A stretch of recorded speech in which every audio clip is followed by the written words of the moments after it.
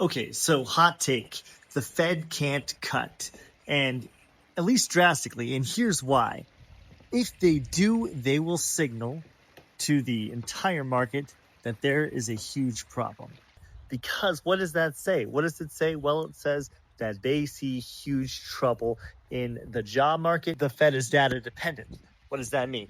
Well, it means that if there's a sudden change in the Fed's policy, that means there's a sudden change in the data.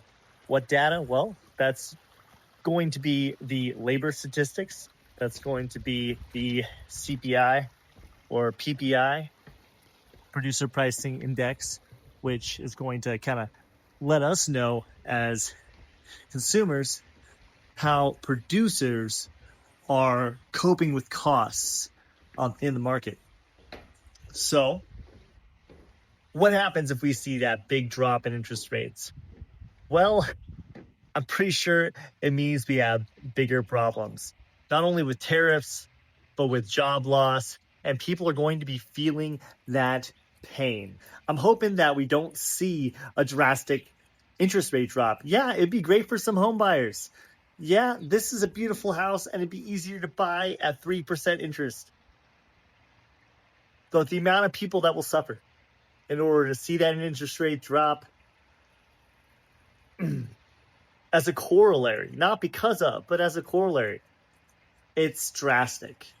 I don't want to see that kind of fallout in the labor market. And so I'm hoping for a slow, gradual come down in interest rates. I'm hoping for nothing drastic. And yeah, it's going to mean that housing is more expensive for longer. In a way, it's also going to keep prices stagnant, and in a sense, keep inflation away from housing and from high interest items. If you see massive drop in interest rates, you start seeing people able to buy these things, and you're going to see prices go up.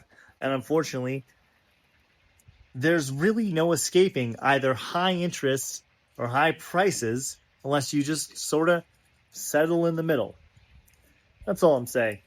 I'm hoping for a soft landing. What does that mean? It's a nice, slow settling to neutral. And that's why the Fed can't cut. Again, drastically at least.